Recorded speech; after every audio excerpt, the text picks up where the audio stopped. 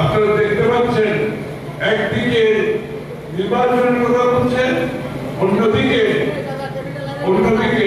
বিভ্রান্তি সৃষ্টি করতে যাচ্ছে, বাধাগ্রস্ত করতে যাচ্ছে।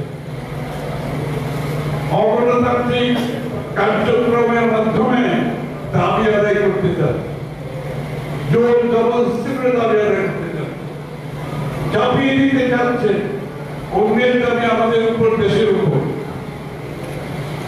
বাংলাদেশের মানুষ এটা গ্রহণ করে, কোন সময় গ্রহণ করে নাই। কারো কিছু থাকলে আপনার নির্বাচনী ম্যানিফেস্টোকে নিয়ে জনগণের কাছে আরো জনের উপর চাপিয়ে দেওয়ার চেষ্টা করবেন, ওই জোর জবরদস্তি করে শেখ হাসিনার পথে চলবেন। আপনার মতামত আপনার জন্য, কিন্তু জনগণ সিদ্ধান্ত নেবেন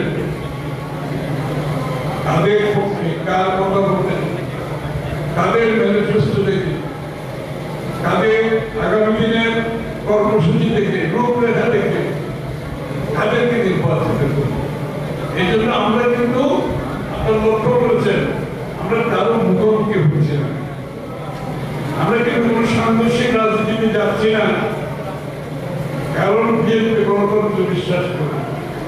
এই জন্য আমরা অনেক কিছু গ্রহণ না করেও সহ্য করে যাচ্ছি,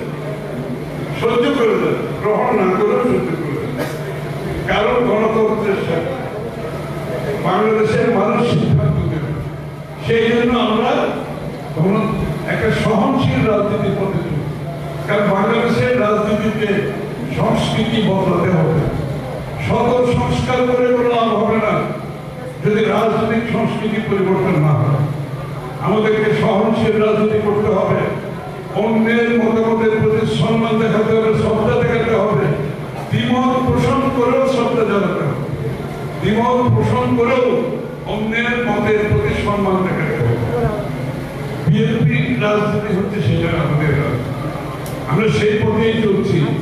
দেশের মানুষের উপর যাদের আস্থা নাই তারা ভিন্ন পথে চলবে, আর যাদের আস্থা আছে, গণতন্ত্রের উপর যাদের আস্থা আছে, তারা জনগণের কাছে সিদ্ধান্তের জন্য যাবে।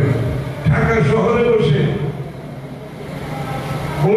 বৈঠক করে কারো উপর চাপিয়ে দেবে, এটা গণতান্ত্রিক নয়, এটা অগণতান্ত্রিক। এখানে এই দায়িত্ব কাউকে দেওয়া হয় না। বাংলাদেশের মালিক বাংলাদেশের জনগণ। 14-17 বছর ধরে আমরা এগুলো বলে আসছি না, জনগণের মালিকানা ফিরিয়ে দাও, 17 বছর ধরে বলে আসছি। এখন জনগণকে ভুলে যাও, আমি এখন মালিক হয়ে গেছি, আমার কথা মতো সিদ্ধান্ত দিতে হবে। এই অগণতান্ত্রিক মানসিকতা শেখ হাসিনার পরিচয়, আবারও সেই ধারায় চলতে চাচ্ছে অনেকে। বাংলাদেশের মানুষ ত্যাগ স্বীকার করে নেয়, যুদ্ধ খুন সবকিছু স্বীকার হয়ে ত্যাগ স্বীকার করে আমরা গণতন্ত্রের পথে যেতে চাই। আমরা আবার ওই পথে জোর জবরদস্তি করে কারো মতামতের ভিত্তিতে দেশ চলবে, দেশ পরিবর্তন করবে, সেটা একেবারে ভুল কাজ। তাই সবাইকে আজকে আবারও বলছি, 7ই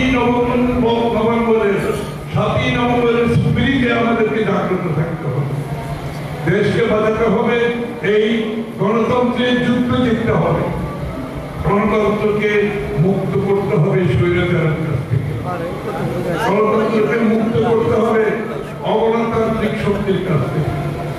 এটাই বিএনপি, এটাই বাংলাদেশের গণতন্ত্র এবং বিএনপি